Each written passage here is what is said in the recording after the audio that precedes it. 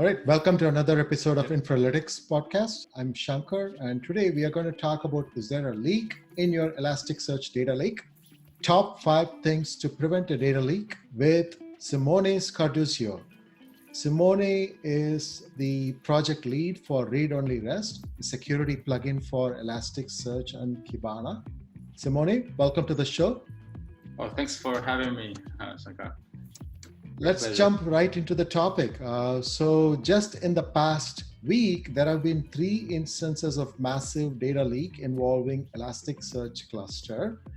And for example, an Elasticsearch database with 2.5 million customer records of Yves Rocher, a cosmetics company, was found unsecured.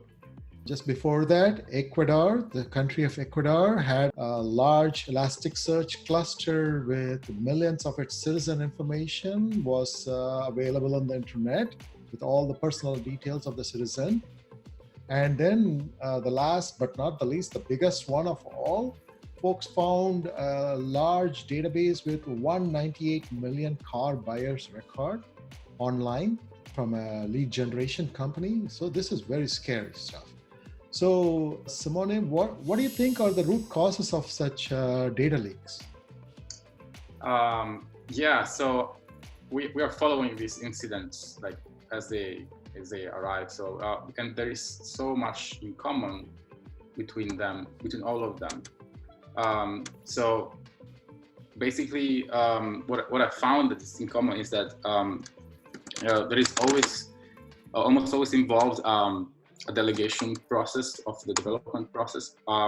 So there is consultants, there is outsourcing, and but it's not that outsourcing of development is a bad thing. It's just that the contract of the outsourcing should be clear that the requirements should not only be functional requirement. There is also security requirements, and part of the acceptance tests of when something gets delivered, it should really be penetration testing. But so it's a people problem because my company fixes exactly this problem of providing authentication, encryption, authorization of Elasticsearch clusters. So the solutions exist, and they are also free because, for example, our Elasticsearch plugin is free. It's GPL licensed. You can install it like you install Linux. And why don't people do that? I think the objectives of who implements the solutions are different from the objectives of the people who ask for the solutions. So it's more like a lot of this is a people problem because solutions are in place. But also, it's more like the dynamics of how people develop applications, I think. If you imagine the backend of a big application has a lot of data governance, and people think about security, and they have maybe a relational database who has good authentication authorization system in place. Mm-hmm. But then when you develop the front end, you see that making searches in the backend is in the actual database is very slow, and you, as a front end developer, imagine you want a solution for fast search, and so in this moment is when the search engine becomes part of the front end domain, but inside the search engine there is a dump of the whole database. So this is a common scenario. Elasticsearch is exposed because it's used maybe as a single node just for website search features. Another thing is that, for example, if you think about Amazon managed Elasticsearch service, is like very cheap and convenient because managing Elasticsearch is not so easy. I mean, it's a distributed system after all. It's maintenance, upgrades, So Amazon does this for you and for cheap, but you can't install any plugin in that instance in Amazon. You can't install any plugin because it's locked. And so what do if you want to power a search box in a website? You create an instance of this managed cluster for cheap, and you open it to the internet. It's so fast to do this, and there is no real cheap solutions like creating a reverse proxy in a EC2 instance in Amazon to just try in a very bad way to filter the requests is suddenly doubling the cost of hosting the Elasticsearch for a small developer, for a developer who is in a hurry. So I think a lot of this has to do on how Amazon makes things. Mm-hmm. They have this split responsibility about security between the user and the infrastructure manager, which is them. So then, as a contract, they are not liable for this kind of stuff. But it's true that they allow, without any warning, to open up an Elasticsearch cluster to the world. I don't agree with this practice. They should either avoid it or have a very big warning for this, to prevent these cases. So yeah, and also another thing that is underestimated is that companies tend to, people who had these clusters exposed, they had a massive amount of data accumulated in the years. Mm-hmm. And this alone is, even if it was secure, I would not think that this is a good practice. And I think the European, the European Union with the same entities that created GDPR would not agree with this either. You only should. What I think. So this leads me to a few suggestions. Mm-hmm. Of if you have an Elasticsearch cluster and you want to protect it, there is a few things you should keep in mind. Yeah. So first thing, like the point zero of this list would be remember that the data accumulation is liability, and you should only collect what is necessary at all times and remove the data that is not useful. Yeah. When it becomes obsolete, every piece of data should have expiration date. Now, I think there is a cost associated with capturing data and storing beyond just the pure physical cost of storing the data, right? So that's kind of what we are slowly getting to. Just the liability cost of a data is very high, even though the actual cost is low. So yeah, it's funny we're talking about money and data. Now storage is basically for free almost. But there is the hidden cost, which is not so hidden, of the legal responsibility that's holding a lot of people's data and files. That should be measured. Yeah. That's what I argue. I was just going to say, what are the things that they should do? Maybe let's say 5 things that they can do to kind of. Right. We started with 0. Let's say 0.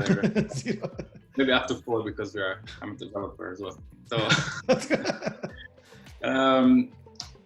So I think every company, every institution should remember that there is no such thing as a company or an institution that is not a tech company or a tech institution. And the moment in which they accumulate and use people's data, they have the same amount of responsibility of any Facebook, Google, you name it. So probably this Yves Rocher cosmetic or even the car dealer they didn't really center their attention enough in how important is data handling, data management, and the security of it, because they believe their core business is elsewhere. Unfortunately, also all the actors that use the network and they want to be competitive, so they need to use e-commerce, they need to use internet and databases and information systems. So they should really take all this more seriously. And I want to say delegate less, outsource less, but keep a good feedback loop and keep all the objectives in line of all the actors. Another thing would be use security plugins. Why do I say plugins and I don't say like proxies? I don't say wrap the whole thing with an API. I think there is, when you accumulate data, the security layer should be as close as possible to the data itself. Hopefully the same operating system process, the same PID. If you think how Postgres, for example, or MySQL, they have a role-based access control embedded in the same process that handles the data and the tables and the storage. It's not, I mean, good software engineer would say to you, separation of concerns. Use microservices for the security, for the storage, and for the data management if you are recreating Postgres, for example. But why they chose to put everything in one process? Because it's very important not to rely on network for implementing security of data, of data store in general. Yeah. I really think another thing that I can imagine that happened in many of these cases was that initially it was secure, and then somebody changed. The cluster was secure and unreachable from the internet, and somebody switched the security group in Amazon. You know, I can't reach this port. Let's disable the security group, and under the same security group there was many instances, for example. Yeah. So somebody touched the firewall situation. You delivered the system secure, and then somebody touched the firewall. We don't want to be there. So that's why authentication in the same process of the data store is important. Don't trust the network. You wrote the software, and you don't know where it's gonna end. Even when you deliver a solution rather than a piece of software, because during the time after you're done with the delivery, the same thing can be exposed by this kind of stuff. In Elasticsearch in particular, you can achieve this level of security is close to the data really well, because they have a good plugin API. What they provide, Elastic, the company, provides a non-open source, still free security plugin, and it's quite basic, but it does. If any of those incidents had that installed, would have been already no problem, but as I said, you can't install this in Amazon. You can't install this in cheap managed clusters. Yeah. What else? So once you install the plugins, then the plugins are in a good place to intervene in many levels. It's not like a proxy. It's not an intelligent proxy. It's not like an application level proxy. It's something that can tweak the results of the searches even at the Lucene level. So before the data is recollected together and sent back to the requester. So when each node in each shard looks for documents to return, you can have logic there as a plugin. So the efficiency of having a plugin for implementing security is superior. So again, you want to find yourself in the position in which you can have the cluster and install a security plugin. And this, unfortunately, as of today, removes the opportunity to leverage Amazon's managed clusters. Is there a plugin or a security layer on top of the Amazon managed cluster? If you squint, there is IAM. Yep. So, but it's always been very difficult to understand and configure, especially if you're in a hurry. Yeah. And that will be only authentication. So, no, I mean, if you have the credentials, you do anything. There is no like, you can only read these indices, you can only return these fields, or there is no like, you will see returned documents, but this field is hashed, some nice things that you can do with these plugins.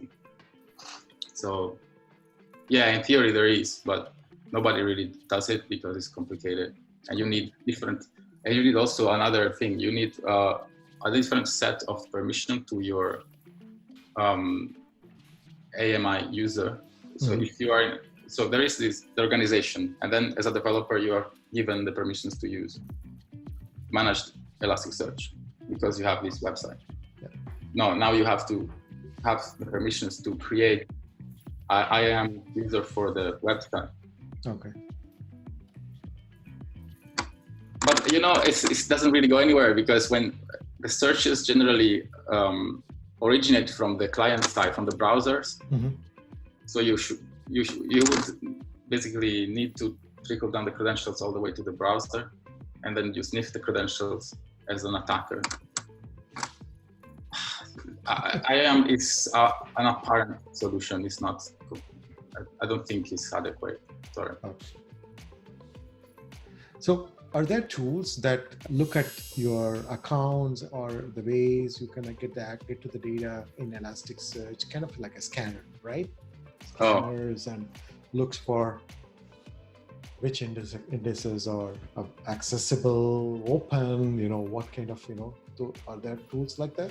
And if you want to discover new open, misconfigured Elasticsearch servers across networks, yeah, well, you can use Nmap, you can use any classic, because it's HTTP, it's easy. You just scan for port 9200, or you create a regex for the banner of the response, and you search broader port ranges. It's a very simple exercise to do that. The port scanning, right? Yeah, so it's a port scan because it's an HTTP server. Yeah. Now, beyond that, do you go in, let's say, you get into that, and then you have, say, role-based access or some misconfigured role-based access and so on, right? So there is, for some reason, there is an admin user who's like, it's open and has access to all the different indices and things like that. Are there ways to scan and look for those kind of things? It's basically a REST API, well, almost REST API. It's a HTTP JSON API. So you can, once you port scan like that, and then you just you dump the metadata and see if you can read a few things like the cluster metadata information, you see all the clusters, if you see all the indices, well, then you can also dump everything in a second. Yeah. I used to be a product manager for Oracle, so there used to be tools in that space where you can go in and look at which kind of accounts have access to what data, right? Because it says you have transactions, like things like that. So that's kind of what I was saying. Yeah. Okay, it depends what tool you're using. I can talk about how ReadOnlyREST does, the product we do. So you basically have the illusion that the database is empty if you don't have any permissions. So you will actually never know what's your privilege grade. And yeah, it's just how it works. You can try to delete things and have error messages. Yes, you can. Or actually, you can see if you don't have access to, if you only have read access to some indices, you try to delete, you have a 403, 401, whatever. If status code, no error. And but you can't, if you can't see the indices, you can't even try to delete them. I would argue, and you will have permission denied anyway. So yeah, there is no concept of admin, or you have an access control list. So credentials would match certain blocks of rules, and you can do certain things only. Are there additional, like, let's say, encryptions and things like that? Anything that you can recommend? I wish encryption was the problem in all of this. It wasn't. Right. So encryption is nice because people can't do the man-in-the-middle attacks with a SSL if it's configured right. And this is another level. We are talking about a very elementary level of insecurity. So yeah, we also support encryption on the HTTP interface and in the transport interface between the node, Elasticsearch nodes. The only practical, which is great if you want to be like next level secure, but probably the only serious thing that is actually preventing is, I'm talking about the transport layer. So basically you can do the PKI authentication between the nodes. So it's not going to be a malicious node that wants to join the cluster, for example, if they don't have the SSL certificate, which is in place, like correct, with, that matches the cryptography. So basically, yeah, that is actually a quite big, a delicate part of an Elasticsearch cluster. If anybody is able to reach the network in which you see the nodes, then you can act like a node and join the cluster and see all the data replicated. That would be a good, kind of quite simple attack. But if you have internal SSL and you don't have the certificate, the right certificate, you're not going anywhere with that. So I think in all these cases, it's more like it was just readily available, right? They were either misconfigured or some kind of a open access that could be, the data could be easily accessed. Oh yeah, it's I've been receiving in my email, notifications from Google Alerts about Elasticsearch plus security, and it's always the same thing. This is just the latest ones. I think the Ecuadorian one was the one that shocked me most, because there is a lot of personal data about the children as well, like millions of children. Oh yeah. They just came to this world and their personal data is already somewhere else without them knowing. I don't know, that's sad. Yes, of course, more data has been leaked in the car dealer incident, but somehow shocked me most the Ecuadorian one. Yeah. So all the same thing, every time the same issue, like opening. No authentication, open HTTP server of the cluster. It's like we can't do anything about it. I don't know why after years people don't understand that. Are we doing a bad job? Probably. We should talk more. No, it's always a case, right? You can give the database, but it's the people who implement the database, the teams that implement the database have to take the extra steps. They know what they need to secure, how to secure. They need to know how to secure it. You can give them the tools, but somebody has to kind of implement the mechanisms and so on. I think in Europe, GDPR law has done a great job in putting responsibility, like legal responsibility, like really in evidence for everyone who wants to implement these kind of systems that collects personal data. I think it would be really nice if everywhere else in the world there would be a framework to identify responsibilities for people who need to accumulate data about people. Maybe this would be something that would shake a bit the situation. No, that's definitely true. GDPR kind of raised the bar, right? There is a big penalty. It's a big penalty. Instead of spending multi-million dollars in penalty, you can spend a small amount of money to upfront secure the data, make sure that you're protected, right? Yeah.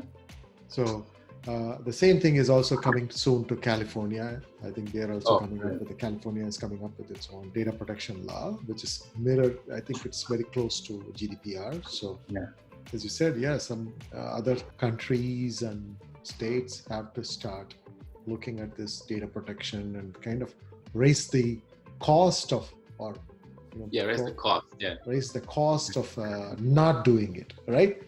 That will provide the incentive for teams to pay more attention and be careful about how they use the data. Totally agree. Okay. Yeah. Any other thoughts? Any other closing thought from a security perspective? Yeah, well, another thing that I like to, maybe last piece of thoughts that represent my rule of thumb on implementing systems that tend to be more secure than normal. It's like thinking that there is no intranet, there is no DMZ, there is no protected network space. So if you design for this, that every single server, you have to think it like it's in the public network, even if it's not. And so then you implement authentication and encryption like automatically. You don't even think in any endpoint. So generally, even in Amazon, in AWS, there is the concept of the VPN. I don't remember how they call it. It's the private VPN that is not reachable when you need a NAT gateway, like an actual EC2 instance to drive the traffic in and not out. But I don't like to think that. It adds complexity. I think everything should be thought in a very linear way.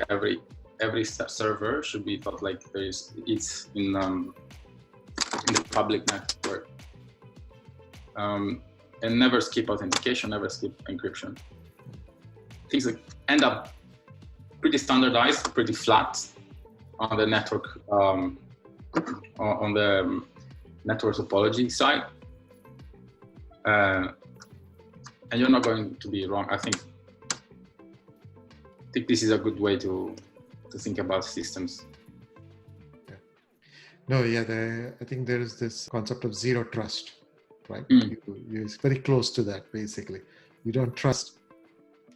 Similar to zero trust, basically. You don't trust anything. You assume that you're going to be, it is available, planned such that if it were available in the internet. I think this approach has two things. It completely removes you from the situation in which everything is secure, then somebody touched the firewall, right? Which is my nightmare. It should be a people's nightmare. And also, it's a thing that I think is publicized by Google a few years back, that they just removed from their vocabulary the words like intranet or internal services.